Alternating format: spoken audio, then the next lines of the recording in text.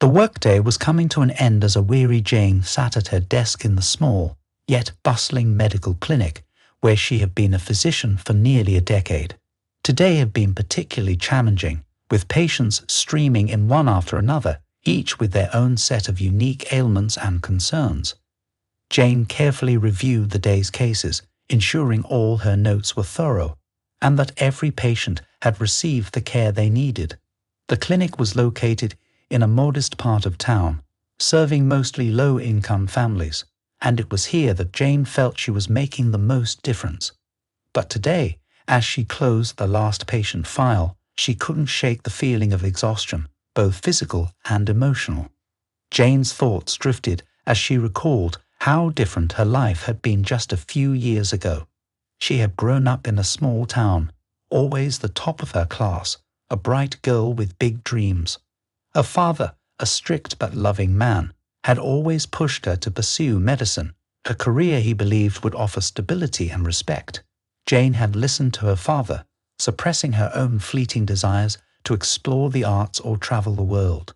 She was determined to make her family proud, and so she went to medical school, where she met Tom. Tom was charming, with a smile that could light up a room, and a carefree attitude that was contagious. They were young, in love, and within a year of graduating, they were married. Jane was happy, genuinely happy. They had big plans, a home, children, a perfect life. But life, as Jane would soon learn, had a way of throwing unexpected challenges in one's path.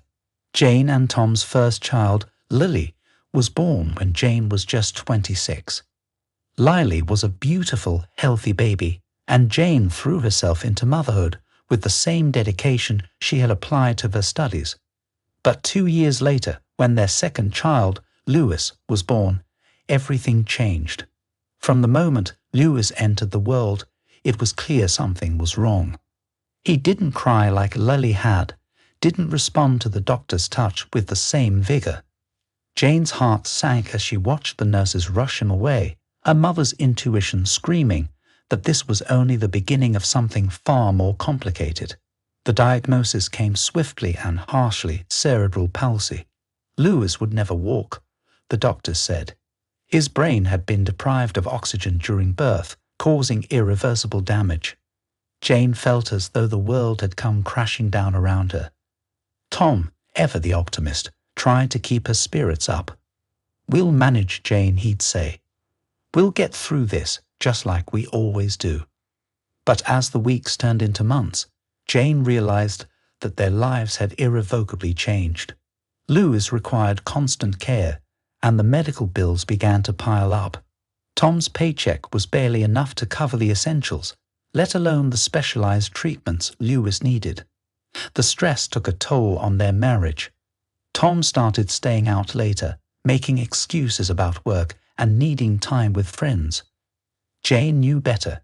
She could see the strain in his eyes, the way he looked at Lewis, with a mixture of helplessness and regret. One night, after a particularly heated argument, Tom didn't come home. Jane was left alone with a sick child and a heart full of worry. Days turned into weeks, and finally Tom returned, but he wasn't the same. He was distant, cold even. He told Jane he needed space, that he couldn't handle the pressure. Jane felt her heart break as she realized she was losing him too. As time passed, Jane had to make a decision. She was barely managing on her own, juggling her job at the clinic, caring for Lily, and trying to provide Lewis with the attention he needed. The weight of it all was crushing. One sleepless night, as she sat by Lewis' crib, watching him struggle to breathe, Jane made the hardest decision of her life. She would place Lewis in a specialized care facility. It was a place where he would receive the medical attention she simply couldn't provide, no matter how much she wanted to. The day she took Lewis to the facility was the hardest day of her life. She held him close, kissed his soft cheek, and whispered that she loved him more than anything in the world. She promised she would visit him as often as she could. But deep down, she knew this was a goodbye of sorts. As she handed him over to the nurse, Jane felt a part of her soul shatter. Life without Lewis was strange, empty. The house was quieter, less chaotic. Jane focused on her work, pouring all her energy into helping others, but nothing could fill the void Lewis had left behind. Lily grew up quickly, sensing her mother's sadness, but never asking too many questions. Jane often wondered if she had made the right choice, whether she could have found a way to keep Lewis at home, but the reality was that she simply couldn't do it alone. Years passed. Jane threw herself into her career, becoming one of the most respected doctors at the clinic. Lily blossomed into a bright, artistic young woman, much like Jane had been at her age. But the memory of Lewis was always there, lurking in the back of Jane's mind, a constant reminder of her perceived failure as a mother. One day, nearly 8 years after she had last seen Lewis, Jane was at work when she overheard a conversation between two of her colleagues. They were discussing a remarkable doctor who had been conducting experimental treatments on children with severe disabilities. His name was Dr. Victor Simmons, and according to the stories, he had worked miracles, helping children once thought beyond hope to walk, talk, and lead normal lives.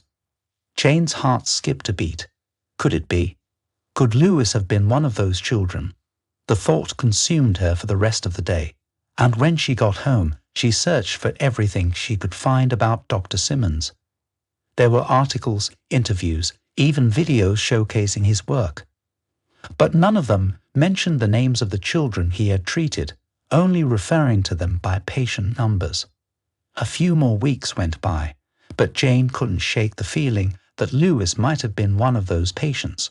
She started visiting the facility where she had left him, but each time she inquired, she was told that Lewis's records were confidential.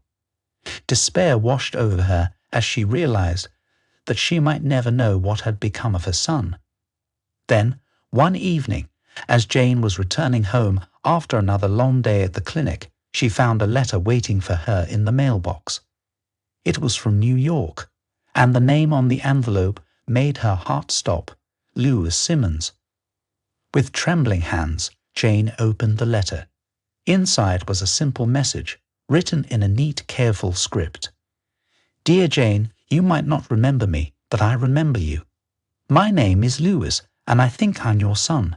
I was adopted by Dr. Victor Simmons when I was 6 years old, and thanks to his care, I'm now able to walk, talk, and live a full life.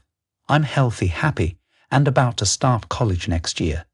My adoptive parents have been amazing, and they've told me all about you, how you loved me so much that you made the hardest decision any mother could make. I want you to know that I'm not angry or sad. I understand why you did what you did, and I'm grateful for the life I have now. I would love to meet you someday to get to know the woman who gave me life. Please don't feel guilty or ashamed. You gave me the chance to be where I am today, and I want to thank you for that. I hope this letter brings you peace, knowing that I'm okay and that I'm thinking of you. With love, Lewis." Tears streamed down Jane's face as she read the letter over and over again. She clutched the paper to her chest, overwhelmed with emotions she had buried for so long. Lewis was alive, healthy, and he had found happiness. The guilt she had carried for years began to melt away, replaced by a sense of relief and gratitude. In the days that followed, Jane and Lewis exchanged more letters, and eventually they arranged to meet. The day of their reunion was one of the most emotional moments of Jane's life. She finally got to hold her son again, to see the strong, confident young man he had become. And as they sat together, talking and laughing, Jane realized that she had made the right choice all those years ago. It had been the hardest thing she had ever done, but it had given Lewis the life he deserved. From that day forward, Jane felt a new sense of peace.